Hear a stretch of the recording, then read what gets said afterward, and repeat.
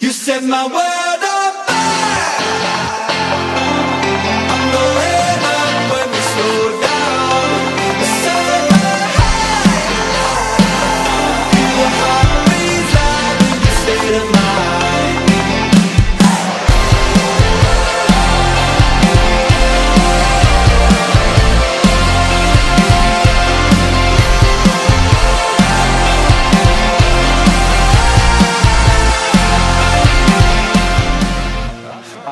Characteristics ni Baby Rai, sweet pagdating sa amin, and masunurin.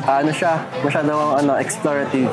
So, nakikita ko rin siya ng pagka-creative. Well, yung baby ko, which is si Rylene, or we call her Ching sometimes, or most of the time, sobrang lambing. Parang mula nung pagkabata, baby pa lang malambing na kasi since ako yung laging nakakasama. Tapos nung nakilala ko siya, nag-click naman silang dalawa. So, sana lang lumaki siyang mabait and mapalaki namin siya ng maayos. Together ni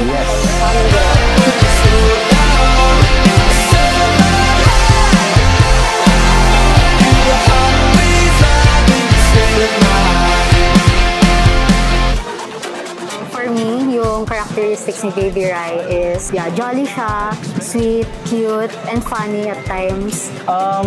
Si Rylene is isa sa pinakamakulit na bata but sweet. And then at the same time is napaka-genuine niyang tao. And that's the one thing na ayaw naming mawala sa kanya growing up.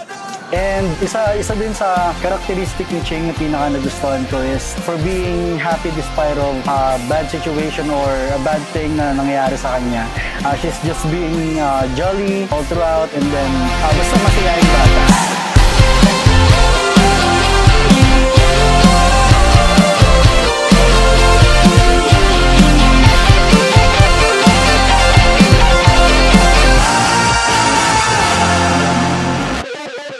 Ko para sa kanya is patuloy lang siyang mas mag-explore, mas maging creative, and we will support her.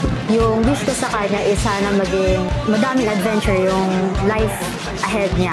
Sana maging happy siya sa life niya, and we will always be here for her to support her.